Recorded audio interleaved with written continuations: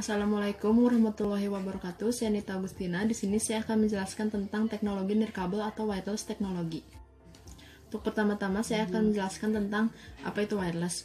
Wireless merupakan suatu hubungan telekomunikasi dengan menggunakan gelombang elektromagnetik sebagai pengganti media kabel. Untuk contoh teknologi nirkabel yaitu teknik seluler atau handphone, sistem satelit, wireless LAN, Bluetooth, ultrawideband, dan WAP. Ada beberapa keuntungan dari wireless. Untuk yang pertama yaitu efektivitas biaya. Untuk yang kedua yaitu portable atau bisa digunakan kapan saja dan di mana saja. Untuk yang ketiga yaitu kenyamanan. Pada umumnya, teknologi wireless biasanya digunakan pada handphone seluler seperti yang kita bawa sehari-hari. Ini tuh dapat memudahkan kita dalam berkomunikasi karena bisa dibawa kemana-mana dan tidak memerlukan kabel atau perantara lainnya selain gelombang elektromagnetik. Adapun spektrum dari wireless, untuk yang pertama yaitu VLF atau Very Low Frequency, yang kedua yaitu LF atau Low Frequency, untuk yang ketiga yaitu MF atau Medium Frequency, untuk yang keempat UHF atau Ultra High Frequency, selanjutnya SHF yaitu Super High Frequency, dan yang terakhir yaitu EHF atau Extra High Frequency. Semakin kecil frekuensinya, maka semakin kecil jarak komunikasinya, berbanding terbalik antara jarak dan frekuensi. Rentang AM broadcast antara very low frequency sampai ke medium frequency adalah sekitar 30 meter sampai 30 km. Sedangkan untuk ukuran frekuensinya yaitu 10 kHz sampai 1 MHz.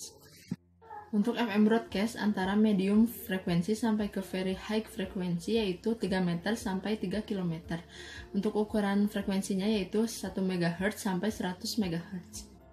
Dan pada radar bands, ukuran antara ultra high frequency sampai ke extra high frequency yaitu 3 cm sampai dengan 3 meter dengan frekuensi 100 MHz sampai 1 GHz.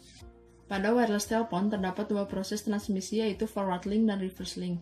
Forward link yaitu dari user ke base station atau tower, sedangkan reverse link yaitu dari base station atau tower ke user. Pada sistem telepon ini menggunakan konfigurasi sel di mana sel satu merupakan pengirim dan sel lainnya merupakan penerima, di mana besar dimensi sel dianggap sama. Dalam sistem seluler terdapat clustering sel sinyal informasi. Proses clustering ini yaitu membuat frekuensi yang berbeda-beda supaya tidak terjadi overlaps. Tekniknya menggunakan SDMA atau Space Division Multiple Access yang mengalokasikan sel tersebut pada jarak tertentu di mana dapat memiliki frekuensi yang sama dengan jarak yang sama pada masing-masing sel. Kemudian, saya akan menjelaskan tentang proses transmisi menggunakan cell handover, yaitu pemindahan pengiriman akibat perubahan posisi pada usernya. Berikut merupakan beberapa ukuran sel. Untuk yang pertama yaitu mikrosel, untuk yang kedua makrosel, dan untuk yang ketiga pikosel. Penggunaannya berbeda-beda. Pada mikrosel digunakan untuk pergerakan yang cepat seperti pada kendaraan, mobil, dan lain-lain. Dan untuk mikrosel digunakan untuk para pejalan kaki, sedangkan pikosel digunakan pada gedung-gedung. Yang selanjutnya yaitu teknik multiple access. Untuk yang pertama yaitu FDMA atau divisi frekuensi, yaitu multiplexing yang mendivisikan channel-channel berdasarkan input frekuensi. Jadi, setiap saluran memiliki frekuensi tertentu. Dalam satu saluran akan dipartisi atau memiliki frekuensi berbeda-beda, di mana frekuensi yang masuk pada saluran tersebut akan disesuaikan dengan salurannya. Pengiriman memang hanya satu saluran, tapi dengan frekuensi yang berbeda-beda. Untuk yang kedua yaitu TDMA atau Time Division. Untuk TDMA ini masih dalam satu saluran, tetapi secara bergantian didivisikan berdasarkan waktu pengirimannya. Selanjutnya yaitu multiple antara FDMA dan TDMA. Contohnya pada seluler GSM. Pada sistem ini yaitu gabungan antara FDMA dan TDMA. Jadi sistem ini tuh mengalokasikan dengan beberapa frekuensi dan dalam beberapa waktu.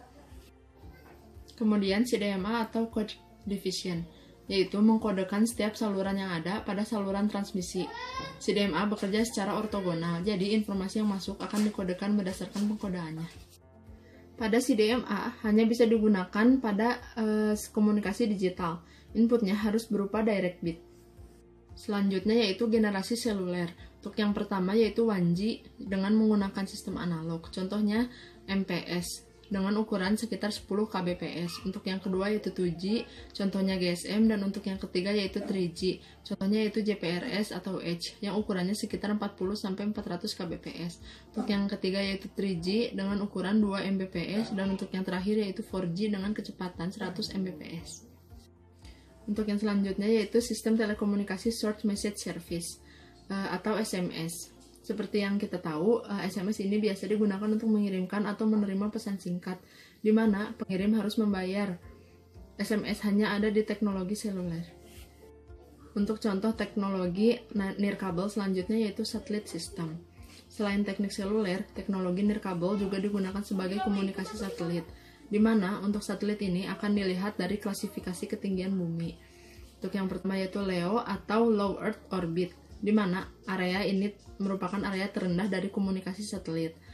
Ini diukur dari permukaan bumi sekitar 400 mil. Untuk yang kedua yaitu MEO atau Medium Earth Orbit, dan untuk yang terakhir yang paling jauh yaitu GEO atau Geostationary Orbit, yang ukurannya sekitar 22.300 mil dari permukaan bumi. Pada 3 jenis satelit yang tadi telah disebutkan, itu penggunaannya berbeda-beda dilihat dari tinggi orbitnya. Untuk contoh umum penggunaan komunikasi satelit adalah aplikasi GPS, dengan menggunakan 28 satelit dan tinggi 20.200 km dengan menggunakan 6 orbit atau 6 perputaran.